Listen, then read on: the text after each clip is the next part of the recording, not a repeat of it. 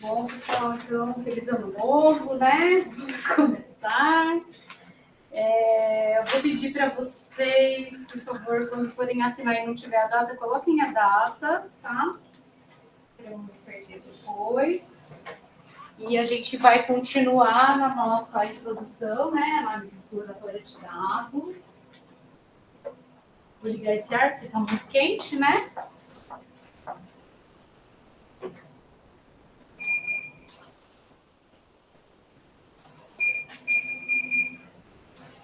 Se tiver muito gelado, me avise. Não sei se esse também. Esse tá ligando a cabeça, né?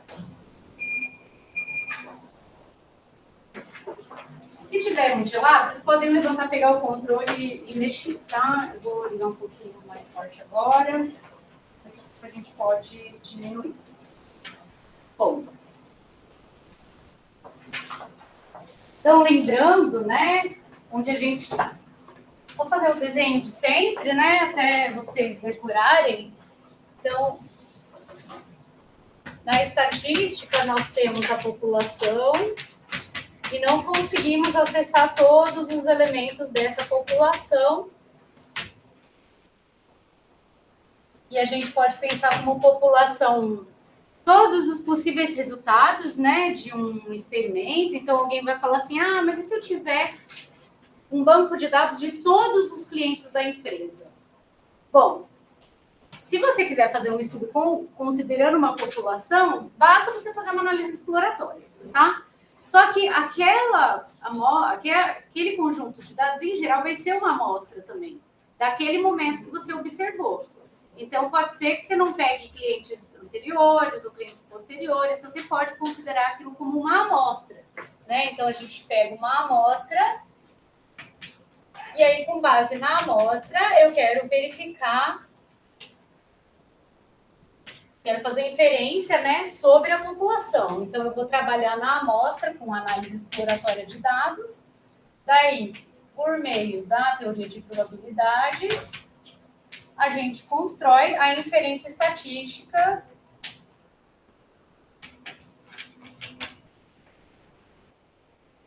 e a modelagem de dados, né? Então, pode ser com modelagem estatística, modelagem preditiva, tá? Então, ó, o que a gente está observando? A amostra. A gente está começando, então, peguei lá o conjunto de dados, aquilo para mim vai ser a amostra. Qual que é a primeira coisa que eu vou fazer?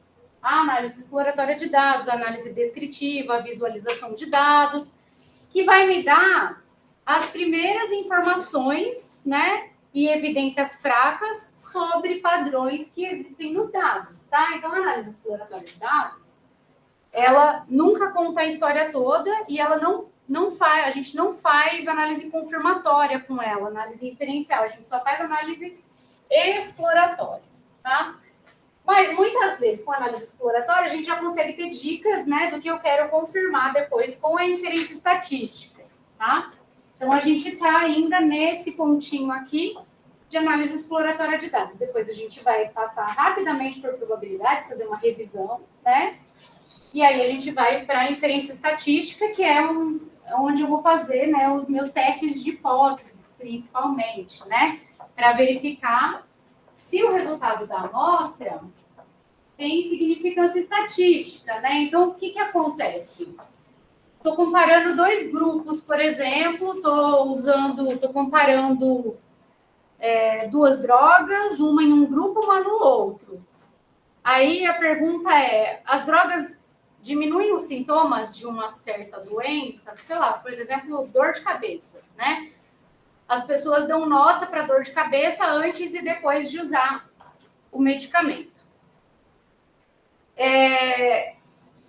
Observei os resultados amostrais. Então, em um grupo, diminuiu 7 pontos na dor relatada pelas pessoas. E no outro grupo, diminuiu 5,5 pontos na dor relatada pelas pessoas. É diferente? Pontualmente é diferente. Um diminuiu 7 pontos, outro diminuiu 5,5 pontos. Porém, existe uma variabilidade nas amostras, né? Então, pode ser que aquele resultado pontual não tenha significância estatística, tá? E é sobre isso que a gente vai falar depois na inferência estatística. Então, vamos lá. Então, ó, a gente já passou por isso, né? Pela natureza dos dados, medidas de posição, dispersão, assimetria e kurtose. A gente fez aqueles exemplos de assimetria, né? Simetria e assimetria dos dados. Já falamos da kurtose e eu vou retomar aqui a partir das medidas de associação. Na verdade, a gente foi bem mais do que isso, né? Mas eu vou falar rapidinho aqui das medidas de associação, porque é o seguinte. O principal interesse da estatística é nas medidas de associação. Então, quero saber como variam conjuntamente duas ou mais variáveis, né? Então, tudo bem, aquela parte inicial de descritiva é importante, gráficos individuais é importante, porém, a associação das variáveis é o que mais importa para a gente. E eu falei para vocês uma diferença de correlação e causalidade. Aqui a gente está olhando só correlação, mas como correlação é uma palavra que ela está reservada para o coeficiente de correlação linear de Pearson, então a gente prefere falar de associação. As variáveis estão associadas. Não estão associadas. Quer dizer, quando uma varia, a outra varia junto. Quando uma aumenta, a outra aumenta junto. Quando uma diminui, a outra diminui junto. E eu devo ter dado um exemplo, né, que eu sempre uso, do aumento da temperatura, as pessoas vão mais para a praia, mais pessoas se afogam, ao mesmo tempo aumenta a quantidade de mosquitos, porque tem mais gente na praia, tem temperatura mais alta, e aí se você olhar, existe uma correlação entre o número de afogamentos e o número de picadas de mosquito, mas um não causa o outro, eles só variam juntos por uma outra causa que causa os dois, né? Então aqui a gente não vai fazer estudos de causalidade, só de associação. E especificamente, né, quando for adequado, de correlação. Então, lembrando, por que a gente usa o coeficiente de correlação linear de Pearson, né? Então, avaliando a associação linear entre duas variáveis, a gente começa com a covariância, SXY, né? Que é a soma para ir de 1 até n de x menos x barra, y menos y barra, dividido por n menos 1. Então, eu estou olhando quanto que varia conjuntamente e de forma linear as variáveis x e y. A covariância, ela não é limitada, né? Ela vai de menos infinito até infinito. Então, fica difícil da gente dizer, olha, essa covariância é forte, essa covariância é fraca. A gente propõe, então, o uso de um coeficiente de correlação linear de Pearson, que é o quê? A covariância dividido pela raiz das variâncias. Então, a gente padroniza pelos desvios padrão, né? E aí a gente tem uma quantidade que está entre menos 1 e 1. E aí a gente pode, inclusive, fazer uma classificação, né? Dizer, olha, se tiver coeficiente de correlação linear de Pearson igual a 1, eu tenho uma correlação perfeita e positiva. Igual a menos 1, uma correlação perfeita e negativa, ou seja, os pontos dos dados estão colineares, né? Se tiver entre 0,7 e 1, inclusive, a gente chama de correlação forte. Se tiver entre 0,5 e 0,69, correlação moderada. E abaixo de 0,49 em módulo, a gente chama de correlação fraca, tá? Pessoal, mesmo com correlação fraca, muitas vezes é interessante considerar aquela modelagem, porque se você tiver um conjunto de variáveis com correlação fraca, porém não desprezível, é melhor do que você não ter informação nenhuma. Então, vamos supor, quando eu trabalhei no banco, né, a gente fazia modelagem de crédito. Perto de nenhuma informação, alguma informação sempre vai aumentar o lucro do banco em alguns milhões, né? Então, não é porque a correlação é fraca que a gente despreza ela. Acontece que se você tiver várias correlações e puder compará-las, aí você vai escolher as que têm correlação mais forte.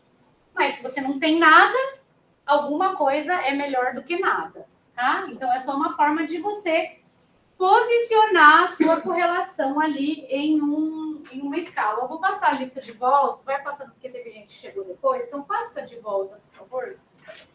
Vocês não chegarem, terminei a aula, vem todo mundo ali. Todo mundo não, né? Mas, tá, então, vocês estão muito animados, né, para voltar do carnaval já com a aula de fez? Já tiveram aula hoje ou não? Às 8? Ah, então. Tá ótimo. Estão animados para começar o ano, né? Bom. Depois eu falei, então, isso já é revisão, já estou fazendo uma revisão, a gente falou de representação gráfica e tabular, né? E eu falei que, dependendo do tipo de variável, a gente vai fazer uma análise ou outra. Então, eu não vou fazer gráfico de barras para uma variável contínua, eu não vou fazer um histograma para uma variável discreta, né? Ou qualitativa. Eu vou fazer gráfico de barras para variável qualitativa, ou no máximo discreta, e vou fazer um gráfico de setores também para variável qualitativa. E para quantitativa, a gente vai fazer tabela de frequência. Se for fazer tabela de frequência, você tem que criar classes, né? Resumindo, por quê? Vamos supor que você tem salário, e salário é contínuo, né? A pessoa pode ganhar R$ 1.500, ela pode ganhar R$ 7.557,25, né? Então, se você for fazer tabela de frequências para a variável quantitativa, até para discreta, geralmente você vai ter que criar classes, né? Não tem muita regra para criar essas classes. Você pode pegar o range, né? Então, a amplitude dos seus dados, o máximo menos o mínimo, divide por 10, e aí você criou as suas classes, né? Então, tem, claro, técnicas para isso, mas não precisa seguir estritamente, tá? Para quantitativas contínuas, a gente faz histograma, gráfico de linhas, se os dados forem coletados ao longo do tempo, né? Então, sempre, se você tiver dados ao longo do tempo, prefira gráfico de linhas, tá? Pode fazer gráfico de barras? Até pode. Às vezes, até que fica bom a representação, mas o correto é para dados ao longo do tempo, gráficos de linha, tá? E a cerejinha do bolo aqui, né, da análise de visualização de dados para dados quantitativos contínuos em geral, boxplots. Eu falei em geral porque também dá para fazer discreto, e boxplot dá até para você adaptar para dados ordinais, né? Por quê? Então, vamos supor, você está com dados qualitativos ordinais. Como tem uma ordem, você consegue ordenar. Aí vamos supor que você tem 100 observações, anda até a observação 25 e vê qual que é. Então, lembrando o que é dado ordinal, né? Imagina que você está oferecendo um produto novo para os seus clientes e eles estão classificando esse produto novo como péssimo, ruim, mais ou menos, sei lá, médio ou indiferente, bom e ótimo. Tem uma ordem entre essas categorias. Você consegue calcular primeiro quartil, segundo quartil, terceiro quartil, mínimo e máximo. Então, dá até para adaptar o boxplot se você tiver dados qualitativos ordinais. Aliás, fica como um exercício para vocês. Eu acho que eu posso até colocar esse exercício. Aliás, gente, eu ia passar uma lista já e eu vou ainda revisar e passar para vocês. Tá? Uma lista de análise exploratória de dados. Então, aqui a gente tinha o boxplot, né? Lembrando, o que está sendo representado no boxplot? Então, o boxplot, ele traz para a gente o menor valor que não é outlier, primeiro quartil. O que é o primeiro quartil mesmo? Peguei todos os dados, ordenei, acumulo até obter 25% dos dados. Vejo quem que é o dado que está naquela posição. Segundo quartil é a mediana, terceiro quartil é o quantil de 75%. O maior valor que não é outlier e os outliers. Vocês lembram como que é o critério que eu falei do outlier? Pega a amplitude interquartil, que é a diferença do Q3 para o Q1, vê se tem algum ponto a mais de 1,5 amplitude interquartil da caixa. Então, 1,5. Tem pontinhos para baixo? Tem, vou chamar eles de outlier. Tem pontinhos para cima de 1,5, amplitude interpartil a partir do Q3? Vou chamar ele de outlier. Pessoal, prestem bastante atenção. Não vamos excluir outliers. Sem razão, sem motivo. Tá? Por quê? Porque ele é um dado. Ele é uma informação. Ah, professora, e se eu tiver com base de dados do Enem e tem uma pessoa com 157 anos que fez a prova? Aí você pode excluir, tá? Porque não tem ninguém com 157 anos fazendo o Enem. E nem com 6 anos, 5 anos. Né? Então, se você tiver um motivo sério, você vai excluir outlier. Se não, gente, excluir outlier é manipular a sua análise. A gente não manipula o banco de dados, a gente busca uma técnica que é adequada para aquele conjunto de dados do jeitinho que ele é. Tá? Então, a gente não muda os dados para adaptar, para usar uma determinada técnica. Tá? Ah, professora, e se tiver dados faltantes? Alguém já fez imputação de dados faltantes? Alguém já deve ter feito. Tem técnicas para isso. Eu recomendo só fazer se for realmente necessário, porque você também está manipulando os dados, tá? Então, gente, eu já vi, inclusive, em livros, né, de aprendizado de máquina, que diz assim, ó, se o dado for outlier, exclui ele e segue a análise. E aí você vai fazer análise desconsiderando uma parte dos seus dados, né?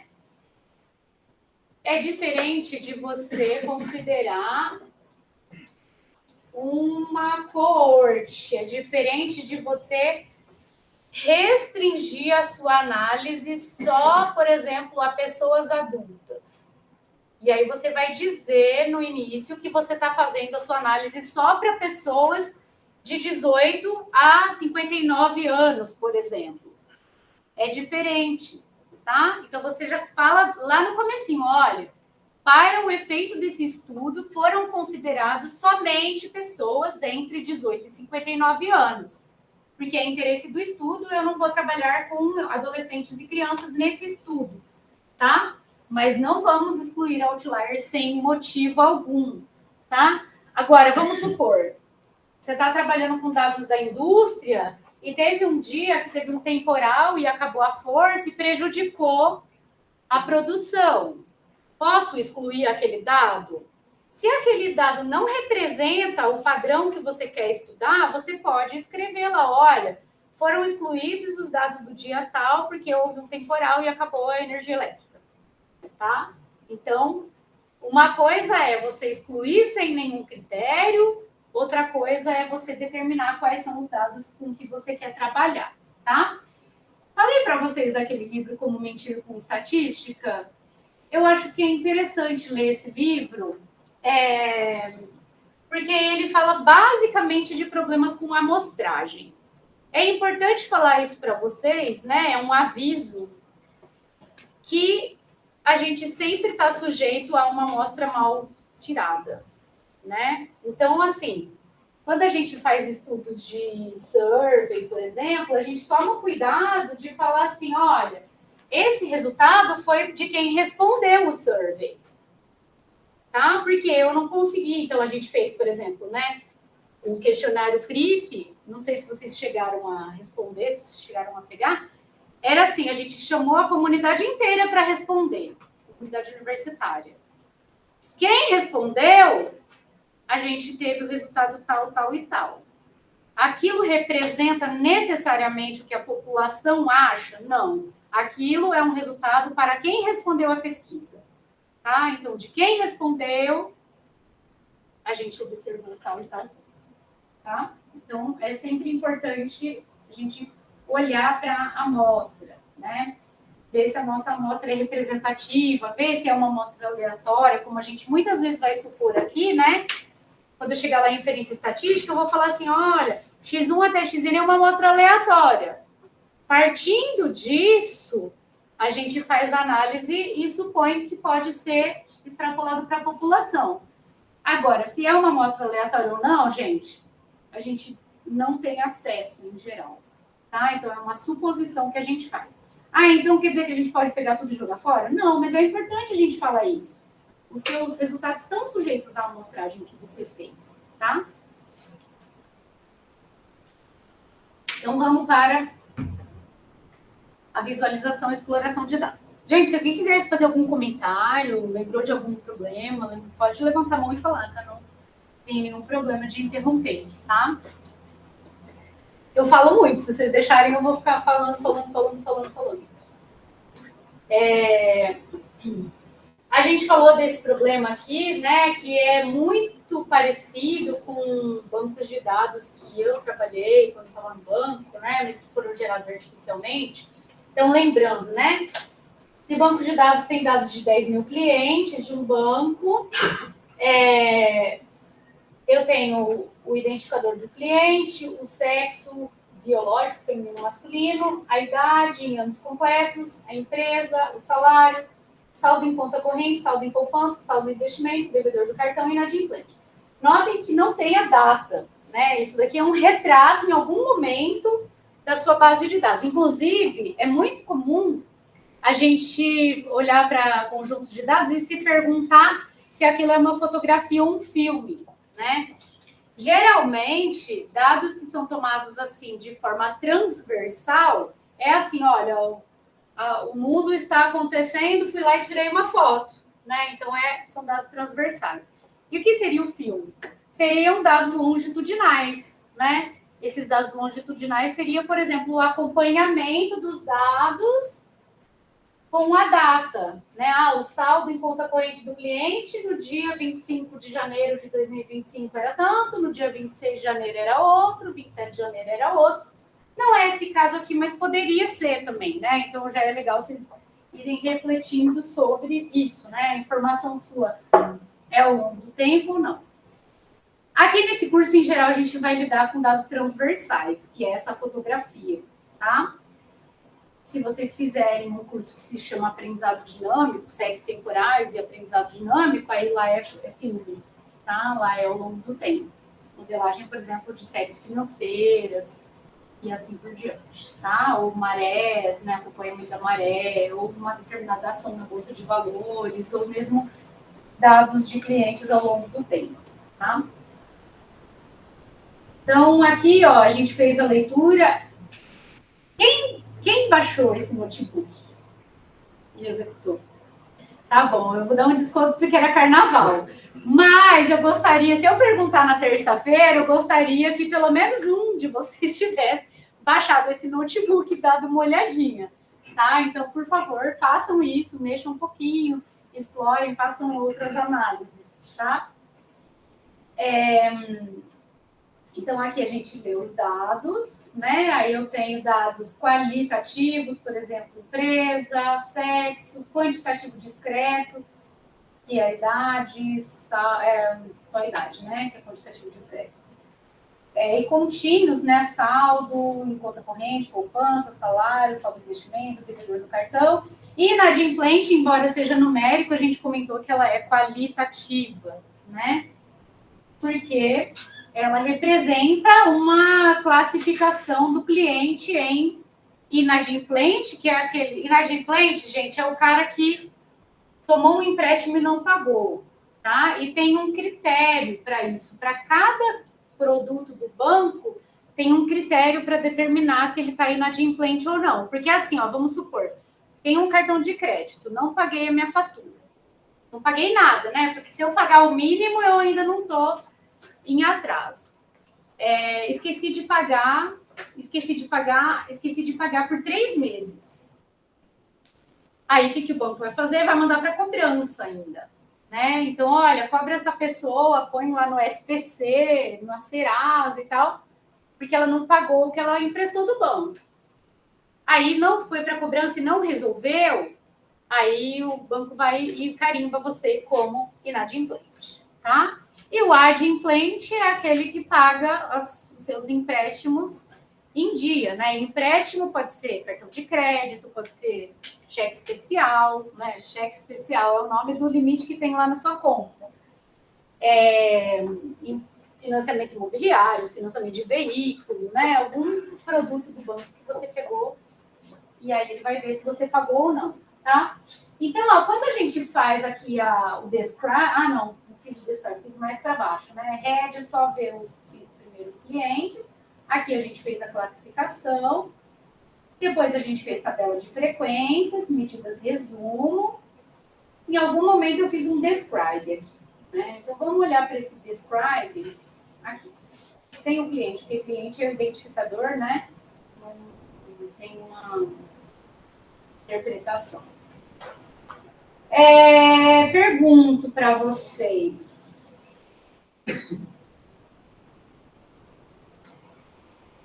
Então, olhando para a variável inadimplente, vocês acham que tem mais adimplente ou inadimplente?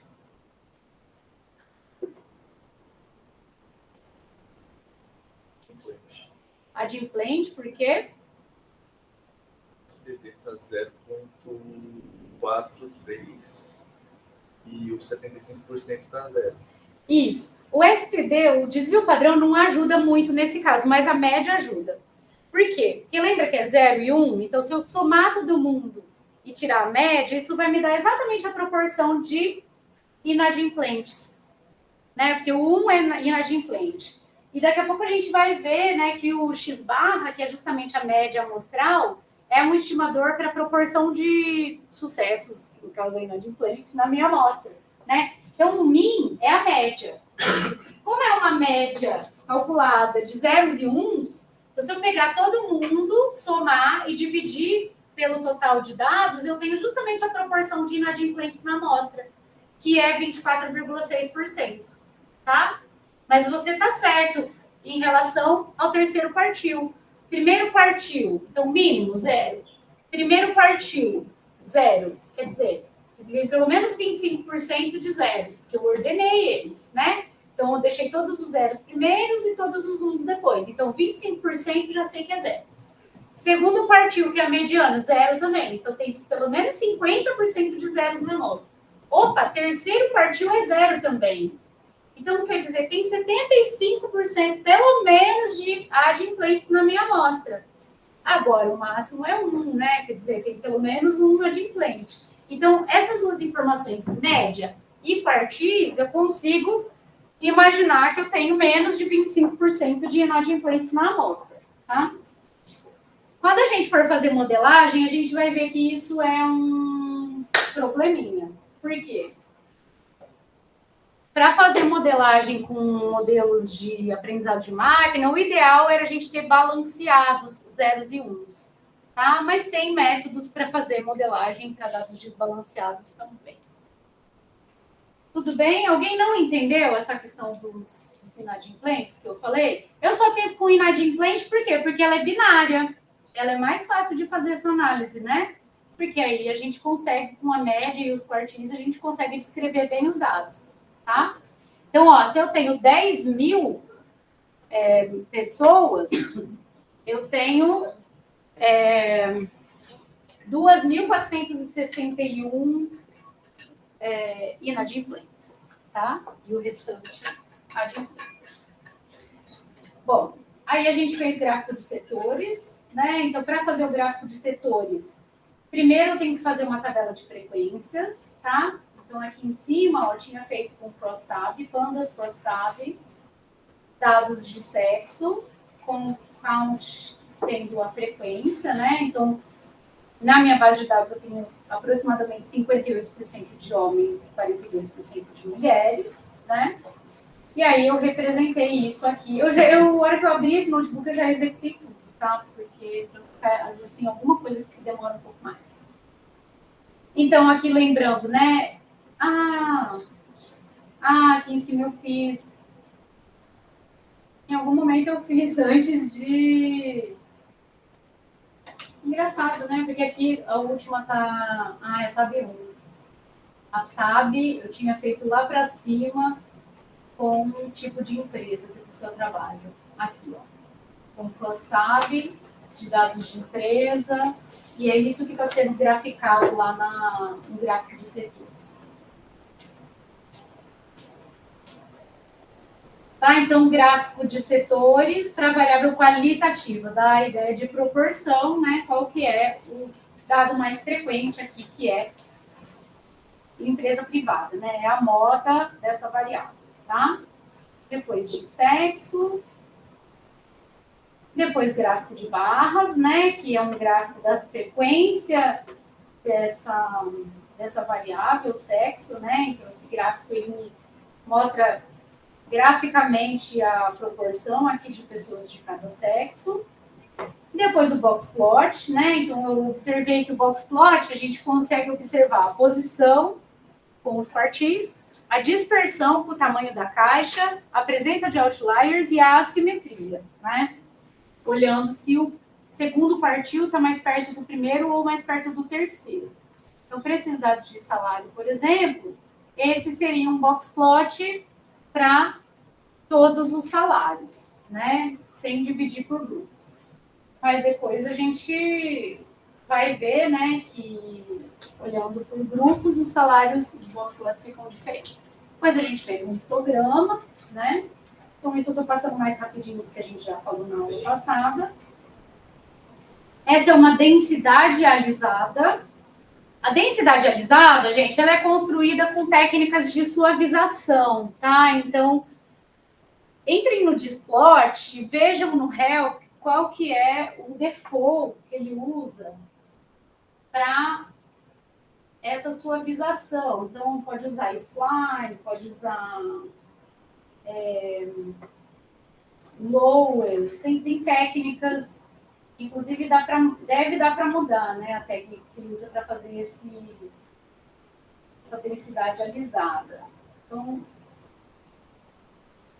dei uma exploradinha aqui no Help.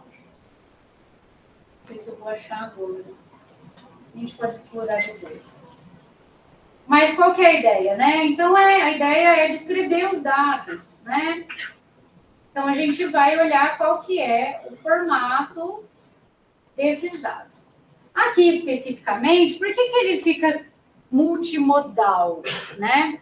Porque eu estou olhando para o salário e não estou dividindo em grupos. E a gente vai ver que tem grupos ali por sexo, a gente vai ver que tem grupos por tipo de empresa que a pessoa trabalha, e isso causa essa multimodalidade aqui, né? Moda, lembra? Moda é o valor mais frequente, seria o pico ali da densidade.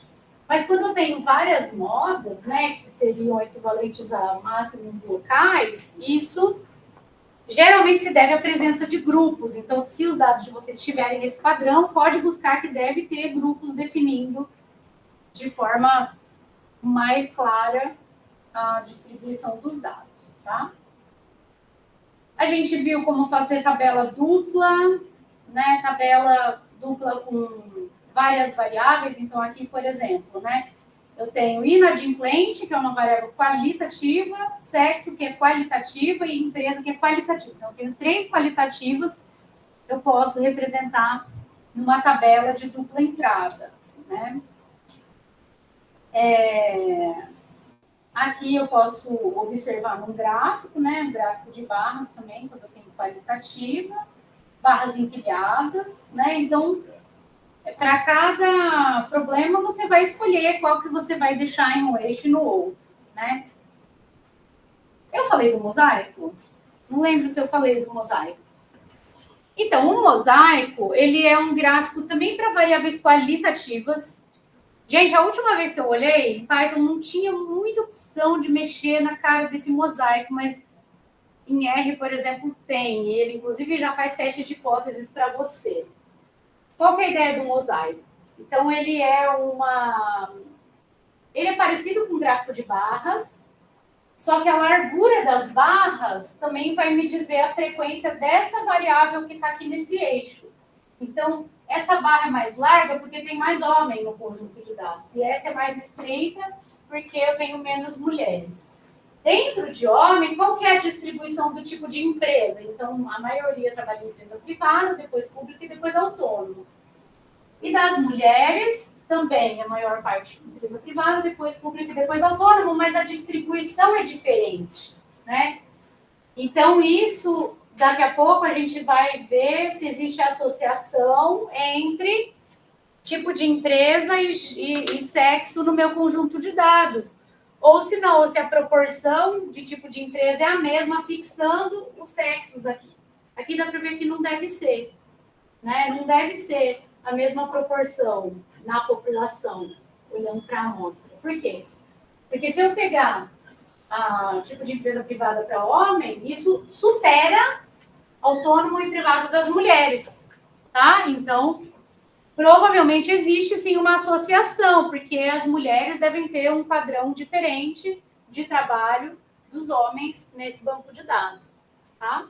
Então, o mosaico, eu deixo ele, né? Porque assim, eu já tentei mudar a paleta de cores. Se vocês quiserem, ó, desafio para vocês fazerem um bem bonitinho e me mandar, tá?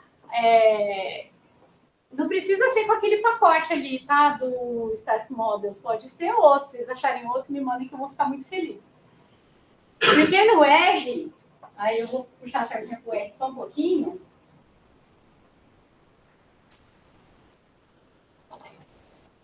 Ele vai fazer gráficos assim, ó. Tá bem mais bonitinho. E ele faz, inclusive, já o teste Q quadrado. Tá? Então, ele faz um... Ah, não é o teste Q quadrado. Ele faz um teste aqui que eu não me lembro agora qual que é, tá? Mas ele dá, assim, opções bem melhores, assim, para visualizar do que aquele pacote lá do Python. Mas, enfim, é isso.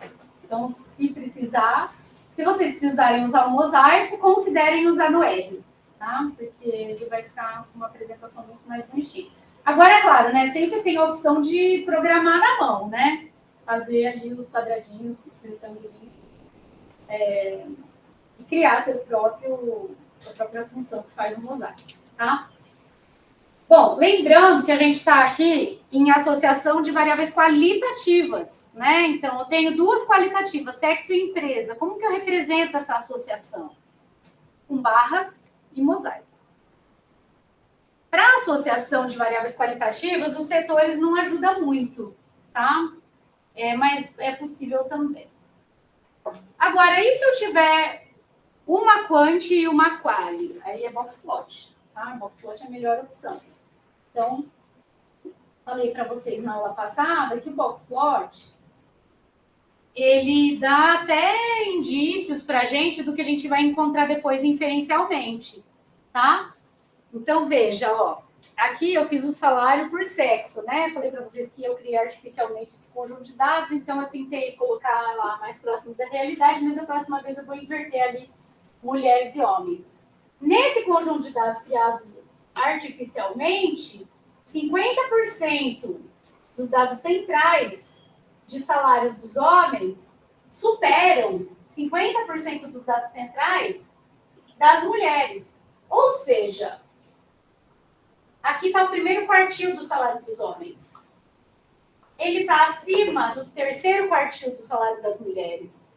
Então, quer dizer que 75% das mulheres ganham menos do que 75% dos homens nesse conjunto de dados. Tá?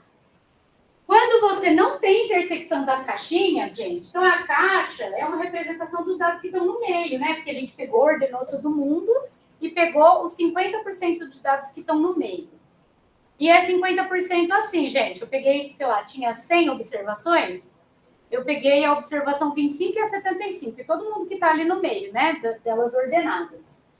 Quando a gente não tem intersecção das caixas, muito provavelmente, no teste de hipóteses, isso vai indicar uma diferença nas médias dos grupos. Nossa, Sibeli, mas a média nem está no boxplot. Porque aqui eu tenho primeiro quartil, mediano e terceiro quartil. A média nem está representada, tá? Porém, quando a gente for fazer teste de hipóteses aqui nesse curso, a gente vai fazer testes paramétricos, que são para parâmetros. E o parâmetro que um dos mais importantes é a média. Então, o teste vai ser para a média desse grupo contra a média desse grupo. Faz um boxplot antes que você vai já ter a primeira ideia se vai confirmar essa diferença ou não, tá? Tem um professor, nossa, assim, ele é E o professor de estatística, eu não lembro de algum livro dele, mas assim, ele é um dos maiores do Brasil, né? Ele chama Carlos Alberto de Bragança Pereira. E ele trabalha muito, ele é professor do IME aposentado, e agora, infelizmente, outro dia ele mandou um e-mail para a lista de e-mails da Associação Brasileira de Estatística que ele perdeu a visão. E é assim, gente, que dó. Porque o cara, ele faz muita pesquisa e ele continua fazendo, ele tem colaboradores que ele vai tendo as ideias e a pessoa vai escrevendo os artigos, né? E eu gosto demais dele. E assim, ele não foi meu professor da UIME, mas na época que eu estava no doutorado, teve um período que eu fiz análise estatística para o Instituto de Psiquiatria e ele era o coordenador, né? E ele costumava falar assim, olha, às vezes a gente quer usar uma técnica super, super, super avançada, quando, na verdade, 2 box plots já te dão a resposta que você procura, tá? Depois você pode deve fazer teste de hipóteses, mas olhar para box plots desse tipo aqui, gente, já tem um indício de associação entre salário e sexo. Tá? Você já tem um indício. Não é ainda uma análise de significância estatística, que a gente vai fazer lá em inferência. Mas é uma análise com evidências empíricas muito importante. Tá? Então, invistam nos dados de vocês em fazer box plots antes de fazer teste de hipóteses. Tá? Sibeli, esse monte de outlier aí. Bom, primeira coisa, a gente tem um banco de dados com 10 mil clientes. É muito difícil não ter outlier em um banco de dados, especialmente salário, né? Porque salário, a gente sabe, tem sempre as pessoas que ganham muito, muito mais do que os outros, né? Então, você tem ali o grupo de trabalhadores, né? Que estão ali na execução, né? Do trabalho pesado, e você tem gerente, superintendente, presidente, vice-presidente, que ganha muito mais do que os outros. Né? Então, se você considerar dados de banco, né, que são dados de clientes, você vai ter muita gente que está ali na massa trabalhadora, né?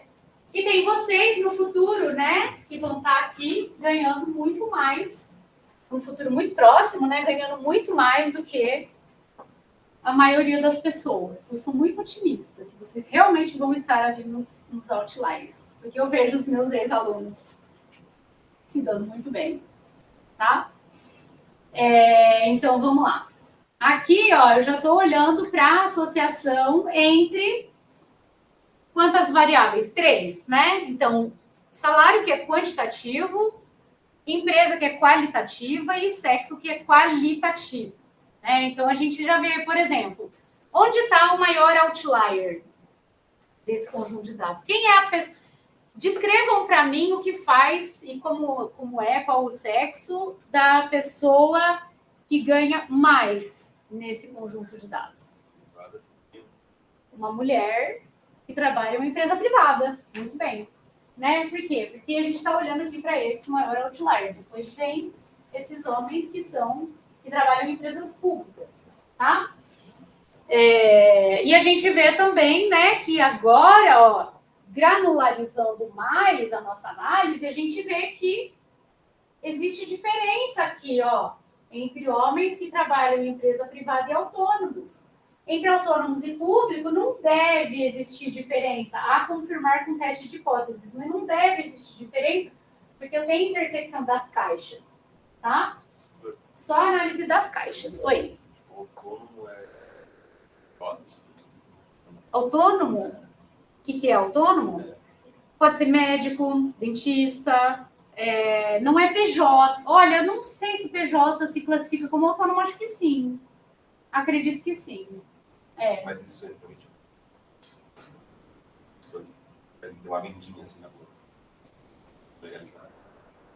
Pode ser também. Não, pode ser. Eu acho que o autônomo é aquele que... Eu não sei exatamente a definição, acho que poderia até procurar, mas é assim, é uma pessoa que não tem uma carteira assinada por alguém, por alguma empresa.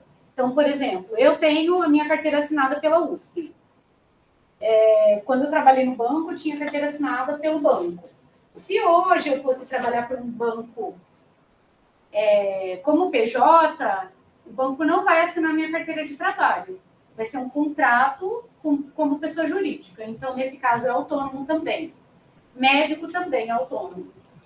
Agora, um comerciante, eu acredito que depende, né? Se aquele comerciante está contratado pela própria empresa, ele pode ser classificado como privado, né? A gente tem que pensar em várias possibilidades aí, tá? Mas assim, eu acho que o público é o mais fácil de definir e o funcionário da empresa privada também, né? Aí o dono da empresa que poderia ser um ou outro, né? Ou privado ou autônomo, tá? Não tinha pensado nisso, que hoje em dia tem muita gente trabalhando como PJ, né? Fazem contratos como PJ. Uma boa pergunta. Tá? Então, gente, mas isso daqui, lembrem que não é necessariamente um retrato da realidade. São um banco de dados que foi gerado artificialmente, tá? Se eu quiser mudar, né? Então, aqui, ó, eu agrupei por sexo. E dentro do sexo, eu olhei tipo de empresa. E se eu quiser, isso daqui a gente chama de condicionamento, tá? Então, condicionei salário a sexo e aí olhei dentro de sexo masculino para tipo de empresa. E se eu quiser condicionar tipo de empresa e olhar o sexo, aí você só vai mudar aqui, ó. Então, ali estava X, o sexo, Y, o salário, e esse rio aqui é o que vai fazer esses grupinhos, tá? Aí eu mudo o rio para sexo e X para empresa, ele vai condicionar a empresa e olhar para sexo dentro de empresa, tá? Aparentemente, o que não tem diferença é pública, né? O que não deve depois observar a diferença inferencialmente. Nos outros, a gente deve também observar a diferença inferencialmente, tá? Continuamos com a análise de 3 variáveis. Tem variações, né, para o box plot. Então, aqui é uma variação que se chama cat plot, que ele faz mais caixinhas, né? Então, dá para vocês mexerem lá dentro da função, né, e verem outras possibilidades.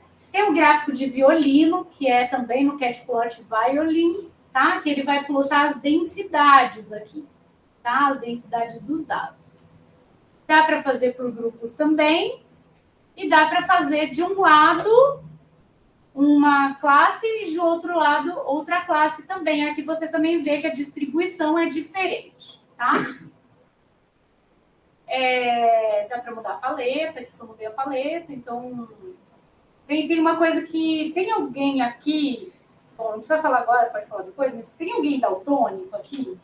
Sempre tem nas disciplinas, sempre tem. Então, eu vou, na medida do possível, tentar usar paletas colorblind, mas se eu não tiver, você pode reclamar, tá? Porque eu esqueço. Mas tem a paleta, se quiser colorblind, tem várias colorblind, né? E aí ele vai fazer de uma forma que o nosso colega e outras pessoas que não enxergam cor, que também tem vários tipos, né, de daltonismo. Então, nem sempre vai te satisfazer ali na diferenciação das cores também, né? Mas é bom a gente tentar oferecer essa possibilidade, embora tenha ordem também, né? Você consegue ver? Antes você estava conseguindo ver? Eu consigo. Normalmente é vermelho e roxo, assim, aí não dá. Então, porque tem vários tipos, né? Às vezes confunde vermelho com verde, tem, enfim. Ok. Esse gráfico aqui eu não gosto muito, eu estou colocando só porque, enfim, existe também, né? Que é você pegar uma quantidade da amostra e colocar em barras. Né? Então, esse daqui, o que ele está mostrando é só as médias. Esse rabinho que tem ali em cima, gente, eu não sei se aqui ele está colocando, eu acho que ele não está colocando nada, né? Eu acho, não sei se está colocando desvio padrão. Não gosto muito desse gráfico aqui, mas às vezes ele é usado em artigos. Inclusive, deixa eu ver se eu acho aqui. Teve um que é muito famoso, que a pessoa, em vez de colocar uma barrinha de desvio padrão, ele colocou a letra T. Isso não representa nada. Né? Então, um artigo usou um T maiúsculo em vez de barras de erros. Eu não sei, eu não coloquei as barras de erros lá, mas depois eu vou tentar colocar e aí eu mando para vocês, tá? Tipo, é comum representar uma barrinha de erro para representar a variabilidade dos dados também, mas esse cara aqui chutou o balde, né, e colocou uma letra T ao invés da barrinha de erro. There's more, então depois vocês procuram aqui, porque tem outras gafes que as pessoas fazem às vezes nos artigos, né? Aqui, o que acontece, essa barra, eu acho que não tem a opção aqui de colocar o erro. Talvez tenha. Dei uma exploradinha para ver se vocês conseguem colocar a barrinha de erro também. Eu não sei se essa barrinha aqui é barra de erro, sinceramente. Não sei tudo, tá, gente? Vocês... aqui, barra de erro. Confidence interval em 95. Então, deve dar para mudar, sim, Quando a gente chegar lá em intervalo de confiança, a gente faz com certeza de novo esse gráfico e fala da barra de erro, tá? Bom, depois a gente vai para a variável, associação de variável quant e quant, né? Que são os gráficos de dispersão. Então, se eu tiver estudando a associação entre duas variáveis quantitativas, por exemplo, idade e salário, que aqui, né, tá muito bonitinho a tendência aqui, né, claro, porque na geração dos dados eu coloquei alguns padrões, né? Então, eu coloquei que o salário aumentava com a idade. Talvez está até um pouco exagerada essa associação aqui, mas é para dar exemplo, né, para ser didático. Então, olha, conforme a idade aumenta, o salário aumenta, tá? Porém, isso não é a gente não está cravando que toda vez que a pessoa tiver mais idade, ela vai ter maior salário. Por exemplo, esse cara aqui, que tem 35 anos, ele ganha mais do que esse cara aqui que tem 40 anos. Mas existe uma tendência, inclusive linear, de aumentar o salário quando a idade aumenta, tá? Isso pode ser, então os dados não estão colineares, o que dá a dica para a gente de calcular o coeficiente de correlação linear de Pearson, né? Então, vamos lá, vamos calcular, não sei se eu calculo aqui exatamente embaixo, mas a gente pode calcular, deixa eu ver se eu consigo lembrar.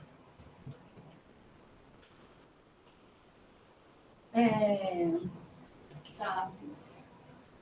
Idade, senão eu vou colar ali de baixo. Dados idade e dados salário.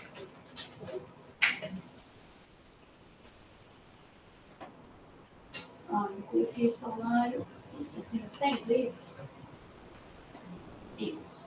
Então, essa função do NumPy core-coef me dá o coeficiente de correlação linear de Pearson, né, entre essas duas variáveis aqui. Ele vai dar correlação de idade com ela mesma e correlação de salário com ela mesma. E aqui vai dar a correlação de idade e salário. Essa correlação é fraca ou forte? Forte, né? 85, vocês já viram, pode ser considerada forte, tá? Então, lembrando que o coeficiente de correlação linear lhe descreve a associação linear. Se tivesse uma associação quadrática aqui, podia ser que o coeficiente de correlação ficasse baixo, tá? Bom, nesse gráfico de dispersão, a gente ainda consegue dividir por outra variável, agrupar, né, com outra variável qualitativa. Então, estou olhando a associação entre duas quantitativas e duas qualitativas, sexo e empresa. A empresa eu estou colocando em col, que é colunas. E o rio, que vai definir as cores, eu estou colocando sexo. Então, a gente ainda consegue observar mais a associação dessas variáveis, dividindo por sexo e por tipo de empresa, tá? A gente também consegue colocar com LM-plot retas de regressão, né? E aí a gente vai ver regressão com detalhes lá na frente, mas só para mostrar para vocês que a reta de regressão, ela descreve a tendência linear, né? Ela é a melhor reta que descreve a tendência, né, a associação dessas duas variáveis. E aí, o que a gente observa? Então, por exemplo, fixando empresa privada e olhando para as duas retas, azul e laranja, a gente imagina o quê? Que a associação entre salário e idade é diferente para os dois sexos. Porque a inclinação da reta é diferente. Então, parece que as mulheres partem mais de baixo e elas sobem um pouco mais rápido. E embora, gente, o que a gente tem ali? Outlier. E o outlier pode puxar a inclinação da reta mais para cima. Tá? Então, a gente precisaria verificar se aquele outlier está influenciando de forma desproporcional essa reta. Tem uma técnica estatística, que inclusive é um dos meus temas de pesquisa, que se chama análise de diagnóstico. E a gente faz o quê? A gente retira aquele ponto só para ver como que fica a reta de regressão sem ele. E aí a gente vê se muda muito. Então, depois eu devolvo o ponto, tá, gente? Eu tiro o ponto e vejo quanto que mexe a inclinação da minha reta. Se mexeu muito, então ele é um ponto que está influenciando muito a minha análise. Tá? E isso, gente, a gente só vê com gráfico, né? Por quê? Eu não ia saber que tinha um outlier se eu não fizesse esse gráfico de dispersão, tá? Então, isso. Então, esse gráfico eu também acho que é bem legal, que dá para você granularizar, né? Então, eu vou olhar a relação das variáveis salário e idade, mas fixando por grupos, tá? Tem um gráfico joint plot que você consegue também olhar para histogramas nas marginais, né? Então, quando vocês viram a probabilidade, vocês viram densidade conjunta de duas variáveis? Eu acho que Viram, né? Gente, excelente. Eu vou pedir para o Vicente sempre dar essa disciplina de probabilidade, porque tem sido o melhor dentre os que eu já... pode fazer essa. Agora pode, vocês já fizeram, né? Não, porque falei para vocês, eu estou dando essa disciplina aqui desde 2022. E às vezes eu falava assim de valor esperado. E, professora, o que é valor esperado? O que é esperança? O que é variância? E agora vocês estão falando para mim que vocês sabem até densidade conjunta, tá maravilhoso. Então aqui, ó, eu tenho a conjunta, né? A dispersão que representa a densidade conjunta de salário e idade. O que seria a densidade conjunta? Seria uma superfície que sai aqui da tela. Um lençolzinho, né, uma montanha, que descreve a densidade. Então, sai de um terceiro eixo aqui e descreve a densidade conjunta. E aqui eu tenho as marginais. Então, aqui eu tenho a marginal de salário e lá eu tenho a marginal de idade. Tá? Então, dá para representar isso também com esse joint plot. O que seriam essas marginais? Eu não consegui. Então, é assim, ó. A densidade conjunta... Tem a ver com distribuição marginal, etc. Isso, exatamente. Então, a conjunta... Depois eu vou falar lá, quando a gente falar de probabilidade. É assim, né? X e Y são variáveis aleatórias que possuem densidade conjunta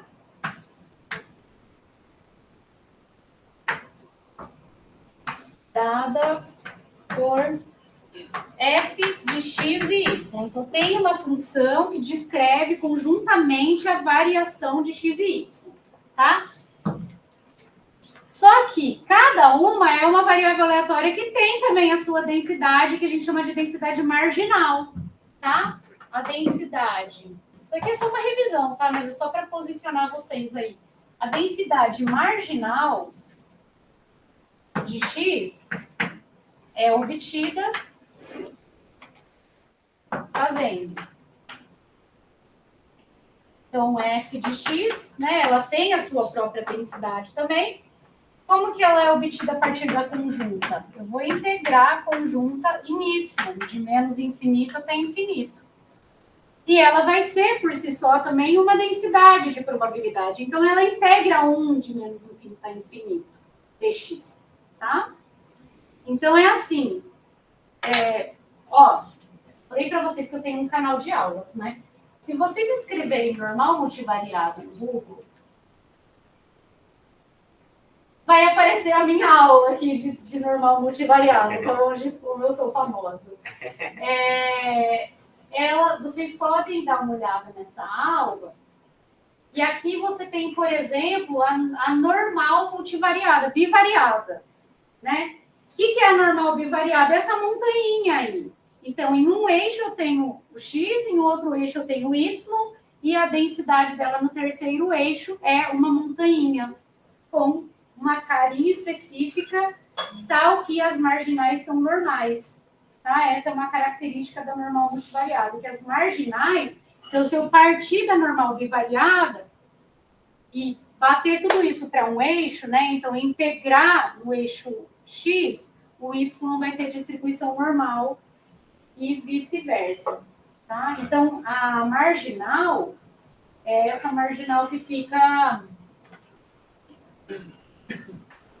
quando a gente pega e integra todo mundo, né? Então, aqui eu poderia ter aquela montanha aqui no meio, aí integrei todo mundo no x, eu tenho uma marginal normal no y. Integrei todo mundo no y, eu tenho uma marginal normal em x. Tá? Nesse caso aqui, não precisa ser normal. Pode ser uma outra densidade qualquer. Tá? Mas a gente obtém, então, a marginal integrando a conjunta no outro eixo. Tá? Daí o de cima é a marginal da idade? O de cima é marginal da idade, é a marginal, só que assim, né? Ela é uma representação da amostra. Ela não é a teórica, tá? Porque tudo é amostral nesse mundo por enquanto, tá? Então ela é uma representação amostral da densidade marginal da idade. E aqui uma representação amostral do salário nesse conjunto de dados, tá? Bom.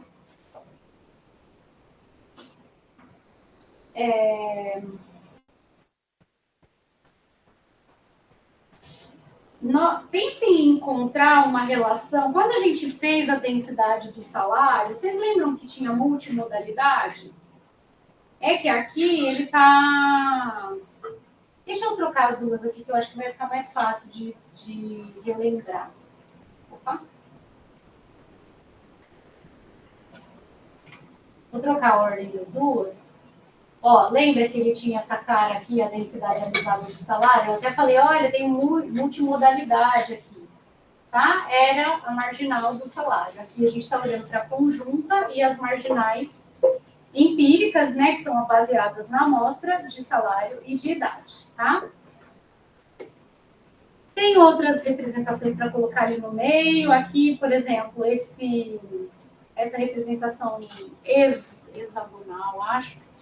Ela vai colocar também a densidade conjunta em pontinhos de maior frequência aqui, com uma corzinha maior. Eu não gosto muito desse gráfico, mas não tem muita utilidade aqui, mas em algum momento pode ter, né? E aí também vocês podem explorar outros tipos que tem lá dentro do joint plot. Aqui são curvas de nível. Então, curvas de nível, né?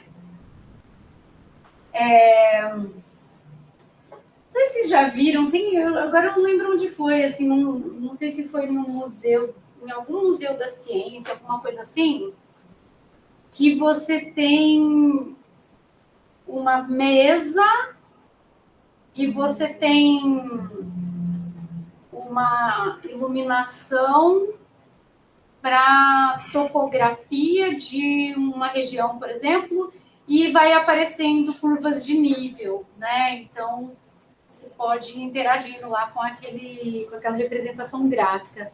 Aqui é assim, então você tinha a montanha, e aí imagina que você foi passando planos, né? Então, eu estou com a minha montanha aqui, passo um plano aqui e faço um contorno onde esse plano intercepta a minha montanha, né? Isso são as curvas de nível da densidade, tá?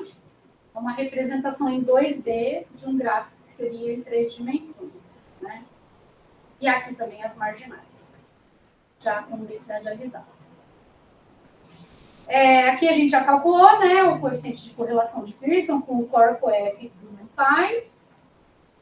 E aí vem os gráficos multivariados. Então, até agora a gente estava falando de dois, né, bivariado, de duas quantitativas contínuas. Mas nesse conjunto de dados, a gente tem várias, né, quantitativas contínuas. A gente tem salário, saldo em conta corrente, saldo em poupança, saldo em investimento e devedor no cartão. E eu criei, claro, de propósito, esse conjunto de dados com essa característica que eu quero chamar a atenção, né? Então, olha só. O que está acontecendo nesse gráfico aqui? Eu tenho dois padrões muito claros aqui. Essa daqui, eu acho que é saldo em poupança. Saldo em poupança com salário. Então, o que está acontecendo com esse grupo de pessoas aqui e também com esse grupo de pessoas aqui? Eles têm 0 em poupança e 0 em investimento, ou 0 em investimento. Se eu não me atentar a este fato e fizer um gráfico de tendência, olha o que vai acontecer. Então, provavelmente são clientes que não têm poupança, ou que não têm investimento e está zerado lá, né? Se eu não olhar para isso, olha como que fica a reta de regressão. Aqui ela fica praticamente horizontal, o que vai me dizer que não existe associação entre salário e saldo em conta poupança, né? Poupança é o mais claro de todos. Esse daqui até que não está tanto porque parece uma nuvem, né? Mas esse daqui, já que eu tenho tanto zero aqui, eu vou ficar com uma reta praticamente horizontal. E eu posso ser levada, né, à conclusão de que não existe associação entre salário e conta corrente. Agora, se eu prestar atenção, e por isso que é importante a análise exploratória de dados e a representação gráfica, eu vou pensar assim, eu preciso fazer uma análise separada para quem tem poupança. Então, eu tenho que excluir esses pontos zero para a minha análise de associação. Então, eu chamei aqui de dados no zeros, os dados que tem ou não tem poupança ou não tem investimento, mas assim, eu fiz de uma forma muito simplista, poderia ter feito separado, né? Mas olha a associação que aparece quando a gente exclui aqueles dados de zero na poupança, principalmente. Quer dizer, tem uma relação muito clara entre salário e poupança. Mas, para isso, eu precisei combinar a visualização de dados e o conhecimento do conjunto de dados, né? Então, gente, é assim, quem trabalha com estatística, com ciência de dados e mesmo com matemática aplicada, a gente tem que conhecer o problema, né? A gente vai ter que, geralmente, conversar muito com o nosso cliente, entender os pormenores, entender por que aparece aquele monte de zero, né? Para fazer uma análise bem feita. Porque se eu desprezar e tem gente que não tem o produto e está como zero no conjunto de dados, eu não vou ver essa associação tão perfeita que existe entre as variáveis, tá? Quase perfeita, né? Não são colineares, mas é uma associação bem forte. E aí, eu não fiz aqui, mas eu queria ter feito um mapa de calor. Ai, gente. Deixa eu ver se eu não tenho um heatmap aqui. Eu acho que eu não tenho. Mas eu queria ter feito uma matriz de correlações. Deixa eu ver se é um per plot. Será que se eu pedir para usar o IA aqui, ele faz para mim?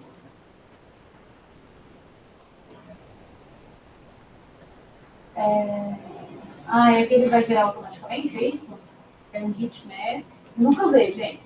Só o chat GPT. Ele vai fazer. Vou fazer o seguinte, gente. Vou usar o chat GPT na frente de vocês, para vocês verem que a professora também faz isso. Vou pedir para ele fazer um hitmap, porque de cabeça eu não vou saber. Eu acho que não é perplot.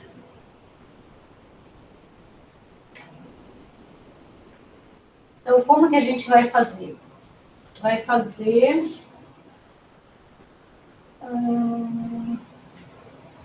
E ainda estou gravando.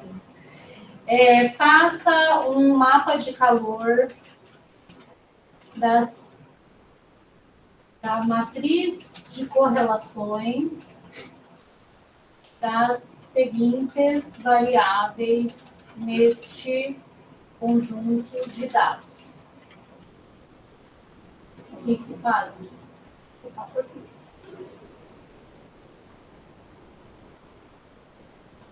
Ah, tá, ó. Então, com ponto core, vamos ver se vai funcionar primeiro, né?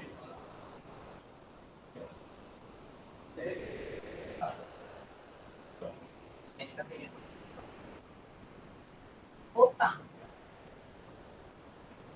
Deixa eu ver se só salário, saldo conta corrente, saldo poupança, saldo investimento e dívida no cartão. Mas parece que ele não fez de todos, né? Faltou um. Eu acho que ele mudou alguma coisinha. Deixa eu tentar corrigir salário, saldo conta corrente, saldo poupança, saldo investimento, devedor cartão. Deixa eu ver o que faltou aqui. Devedor, underline, cartão. Dados nos livros. Por que o devedor cartão sumiu?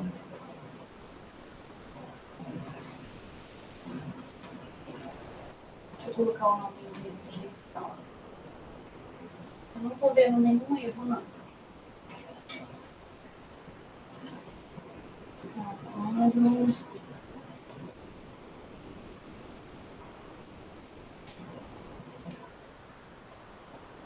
Devedor, underline, cartão. Tá igualzinho. Não deu algum problema. Será que tá zerado? Será? Ah, devedor cartão. Deixa eu ver. Dados nos livros. Devedor cartão. Ops. Devedor cartão. Tudo zerado?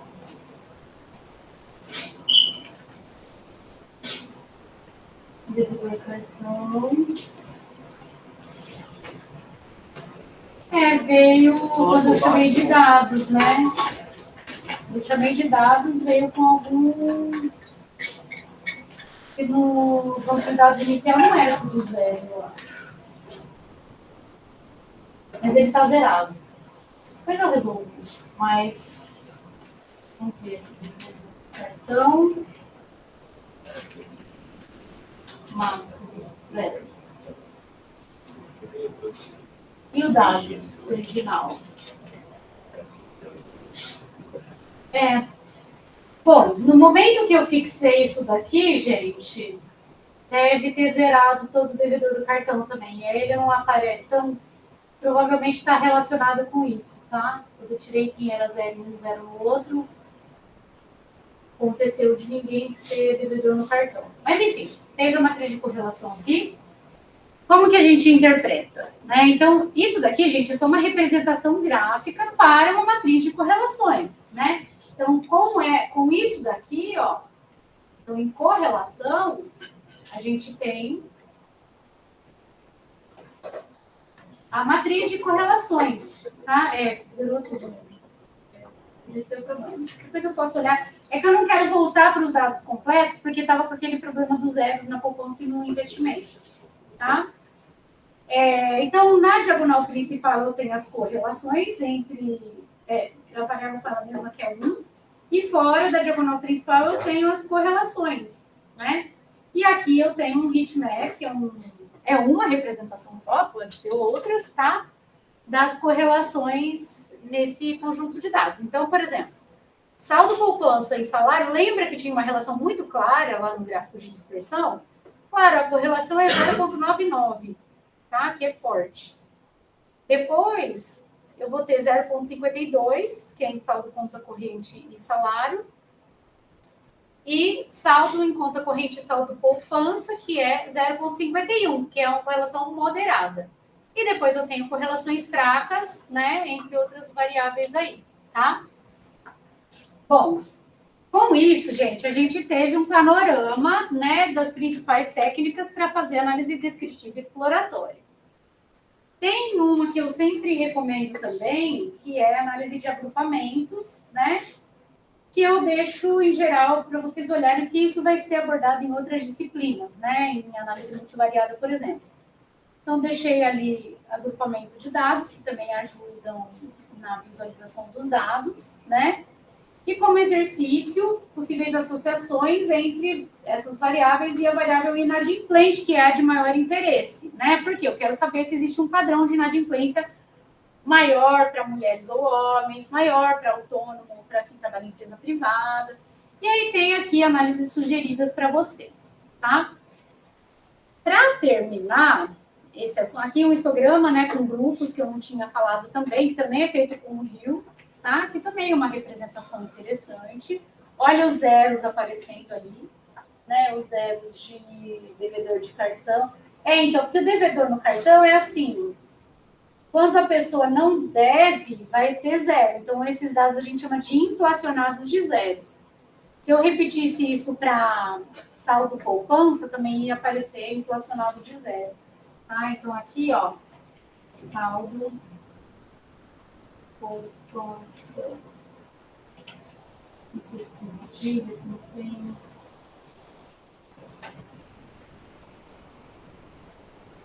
Ó, também aparece super inflacionado de zeros.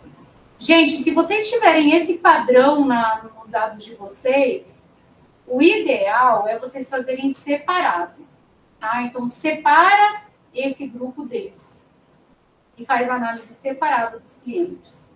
Tá? Então, granulariza mesmo em quem não tem e quem tem. Porque senão um vai contaminar o outro. Tá? A Plotly, que acho que vocês já devem conhecer, é um pacote para fazer gráficos interativos. Então, especialmente para quando você tem que apresentar os resultados, né, enfim, uma apresentação de slide, alguma coisa, que você consegue interagir com o gráfico. Né? Então, o histograma não tem muita graça, mas se você quiser, você pode pegar uma parte aqui e explorar mais perto. Tá? Aqui com o boxplot fica bem mais interessante, se você passa aqui o mouse por cima, você vê, né, as medidas descritivas, né? Não sei, por curiosidade, se eu pegar uma parte aqui, que eu mudo de cima, será? Não, mantenho de cima, mas aproximo um pouco mais. Depois a gente pode voltar. Não sei se volta nos settings. Esse daqui eu acho bem legal, quando você tem que fazer uma apresentação, porque você pode ir interagindo e descrevendo cada grupo, né? Esse daqui também, gráfico de dispersão, você consegue, por exemplo, acessar quem que é o maior ponto, né? E aí, para finalizar, tem pacotes que fazem análise exploratória de dados de forma automatizada. Aqui tem um exemplo, que é o SuiteVis, mas tem outros. Tem, acho que Pandas Profiling, tem outros, né? Que você pode, simplesmente, aqui tem que instalar, né? E a análise são essas 3 linhas aqui que você tem que fazer. Ele vai gerar a análise para você nesse arquivo HTML. Então, assim, você só lê os dados, até aqui, bom, vai fazer para aqueles dados que estão lidos lá, né? Mas é uma análise muito às escuras, assim, né? Porque você não está controlando todas as análises. Eu, inclusive, uso isso como análise inicial, às vezes. Você não tem ideia do que você quer buscar nos dados, você não tem ideia nem das perguntas que você quer fazer. Então, você faz isso para ter um feeling inicial lá dos dados, né? Então, aqui ele vai...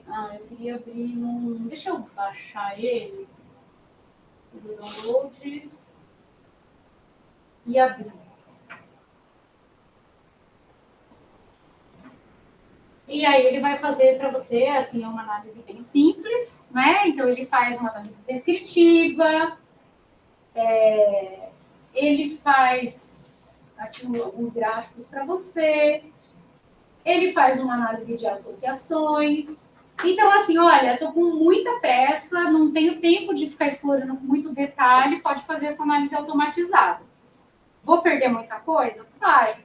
Mas é uma análise inicial, às vezes pode dar ideia para você, principalmente essa parte de associações, né, pode te dar uma ideia do que buscar mais a fundo, tá? Inclusive, gente, eu gosto muito desses pacotes de análise automatizada. Por exemplo, você vai fazer uma análise de aprendizado de máquina e você tem os pacotes de AutoML.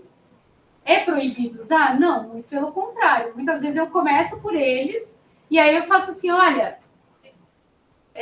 o modelo que está ficando melhor aqui entre vários já é, sei lá, florestas aleatórias. Aí eu vou explorar florestas aleatórias com detalhe, porque eu já sei que eu estou partindo de um modelo bom, né? Em vez de pegar e falar assim, eu vou começar por qualquer modelo, né? Então você já vai num tiro mais certeiro. É a mesma coisa aqui. Então aqui, ó, a correlação mais próxima de 1 é onde tem a maior associação. Então, por exemplo, idade e salário, opa, tá? Tem uma correlação forte. Saldo em poupança e investimento, também. Observem que a gente não tirou os zeros, tá? Então, aqui, por exemplo, a gente não conseguiria pegar aquele problema lá dos zeros.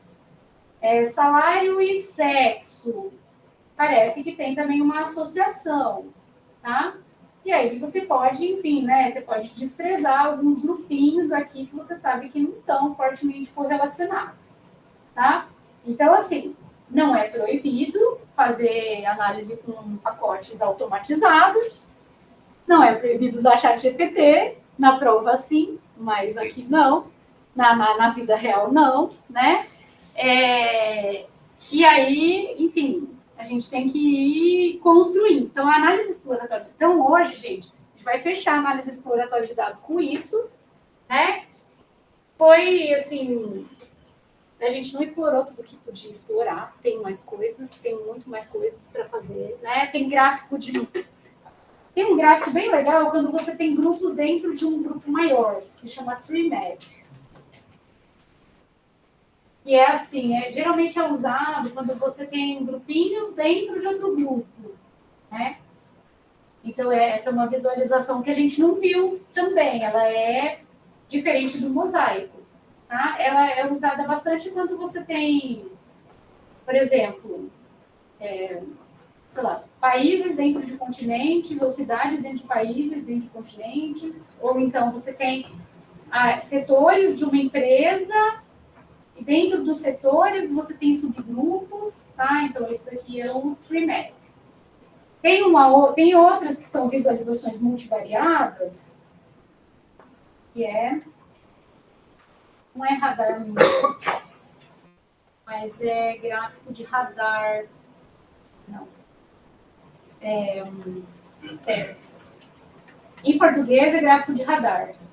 Em inglês... Não é só pesquisar em português. Ai, gente, não vou achar. Se eu entrar no meu Instagram, eu sei que eu tenho um gráfico que eu coloquei lá. Watch.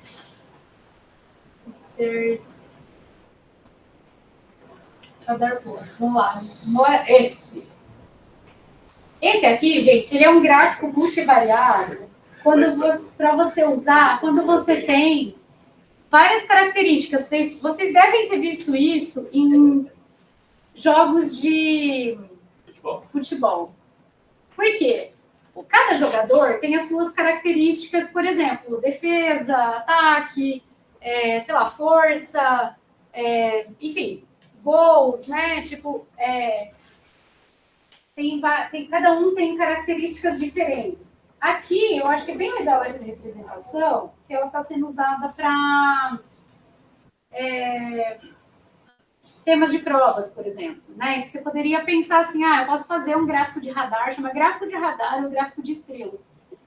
Você poderia representar o desempenho dos alunos no Enem, por exemplo, ou mesmo aqui na faculdade. Então, assim, o que eu quero? Às vezes eu quero maximizar essa área de dentro da estrela, porque eu entendo que a pessoa que tiver a maior área é a pessoa mais habilidosa, considerando o geral, né?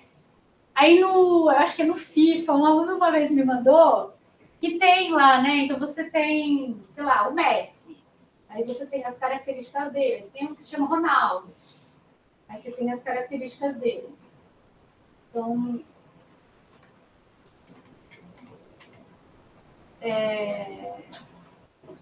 não vou achar agora. Mas é uma coisa parecida com isso, só que para cada jogador, né? Aqui, por exemplo, ó. Não tem nada a ver. Bom, vocês entenderam, né? Depois, se eu achar, eu acho que. Deixa eu ver no meu e-mail se eu acho. Vou comprar.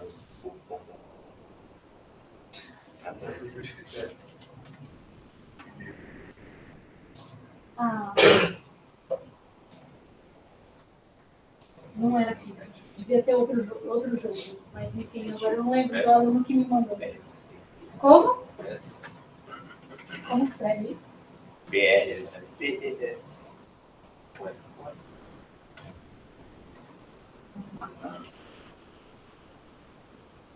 Não, poxa. Poxa, eu não lembro o nome do aluno. Mas, enfim, depois eu acho e eu mando para vocês, tá? Então, assim, isso daqui é para dados multivariados em geral, tá? Porque na mesma unidade de observação, você está olhando características diferentes. Então, no Enem, por exemplo, você pode ter lá a prova de ciências, matemática, não lembro, linguagens, não sei o quê, né? Na FUVEST tem a prova de matemática, física, agora parece que até mudou, né?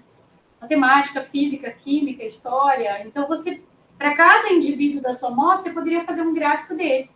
E aí você pode buscar, em vez de olhar a pontuação, olhar quem maximiza a área de dentro, que é a pessoa mais completa, considerando as várias habilidades, por exemplo, tá? Então, gente, tem outras representações. E é importante, assim, a gente sempre está aberto, né, a aprender coisas novas. O que é mais importante desse tema? Não fazer gráfico inadequado, tá? Então, tem os que são para qualitativo, tem os que são para quantitativo. Tem os que são para associação de duas qualis, de uma qual e uma quant, que é o box plot, de duas quantes, que é o gráfico de dispersão, e assim por diante, tá? E aí eu nunca quero que vocês façam um histograma para uma variável qualitativa. Aliás, vocês sabem a diferença do gráfico de barras e do histograma? Eu acho que isso eu não falei. Porque eles são parecidos, mas eles não são iguais, né? Isso. O gráfico de barras, ele é separadinho, tá? Ó, o gráfico de barras, ele tem um gapzinho aqui na visualização. E o histograma é juntinho, tá? Então, o histograma, ele é juntinho. Por que esse histograma está separado? Porque a idade é discreta, tá? Mas no histograma, as barrinhas são encostadinhas, tá? Então, esse daqui pode ser considerado um gráfico de barras? Eu acho que sim, tá? Porque do jeito que ele está aqui, ele parece mais com um gráfico de barras do que com um histograma. Beleza, pessoal? Então, próxima aula, terça-feira, a gente faz a revisão de probabilidades. Deve ser 1 ou 2 aulas também, para a gente entrar depois em interesse. Bom fim de semana. Exatamente. Tchau, tchau.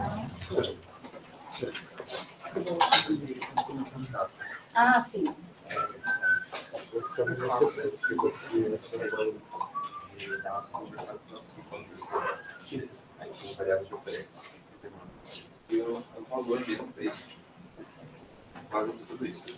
Ainda bem que é uma coisa daí, eu achei que nem ia mudar.